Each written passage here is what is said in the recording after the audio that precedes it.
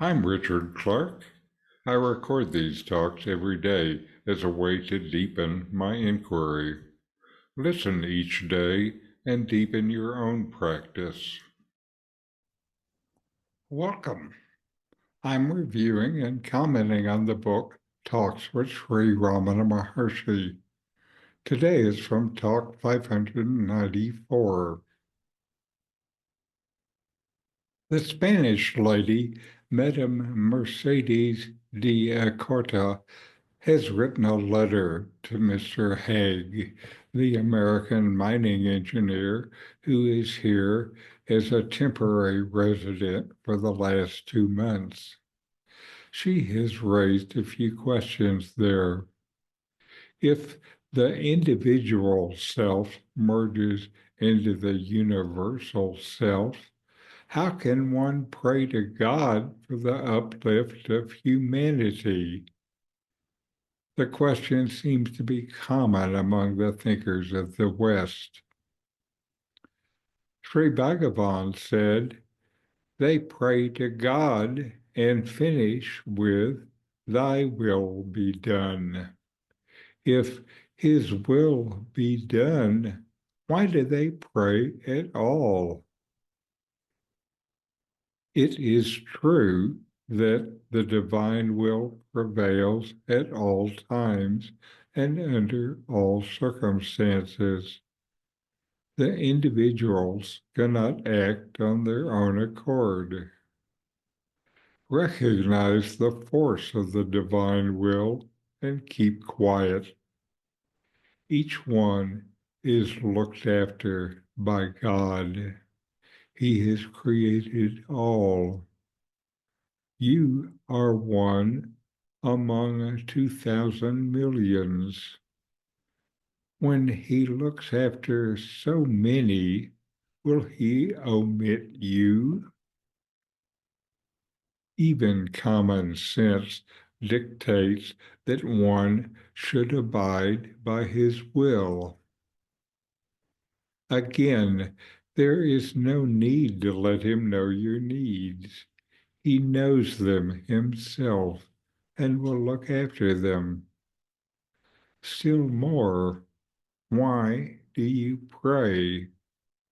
Because you are helpless yourself and you still want the higher power to help you.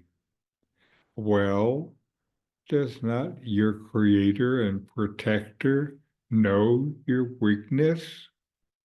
Should you parade your weakness in order to make him know it? The question from Madame Mercedes de Acorta reflects a common concern. If the individual self merges into the universal self, what is the point of praying to God for the uplift of humanity? Sri Ramana Maharshi's response challenges the underlying assumptions of this question while shedding light on the nature of prayer, divine will, and human dependence. Ramana begins by pointing out the paradox in such prayers. People often pray and conclude with, thy will be done. If divine will governs everything, as this phrase acknowledges, then why pray at all? His statement underscores a fundamental truth. The divine will operates continuously and universally, independent of human intervention. No action, thought, or event escapes its influence. Recognizing this truth leads to a quiet acceptance that everything unfolds as it must. He elaborates further, emphasizing that individuals do not act autonomously. The illusion of personal agency is dispelled when you see that all actions, including the impulse to pray, are a part of the same divine flow. By acknowledging this, you can rest in the understanding that every being is cared for by the Creator. If the divine sustains billions of lives across the universe, how can you imagine being overlooked?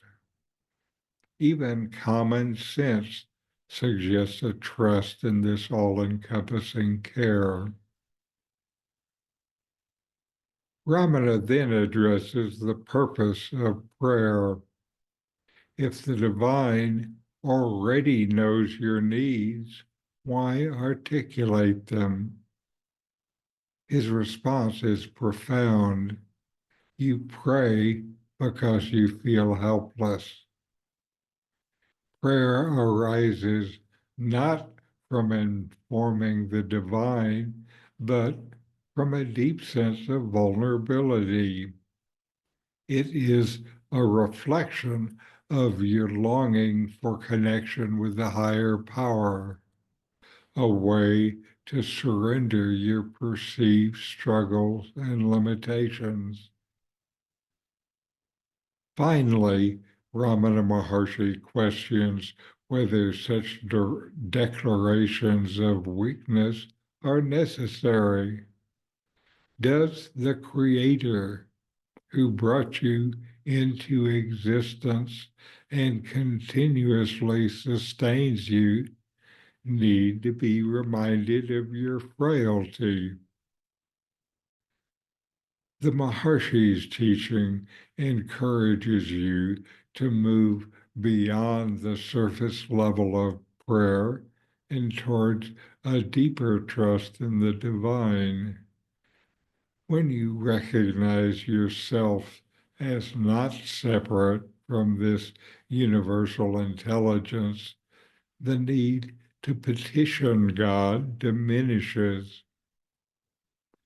Instead, you rest in quiet faith, knowing that your needs, like all things, are already accounted for in the grand design. Just let it unfold.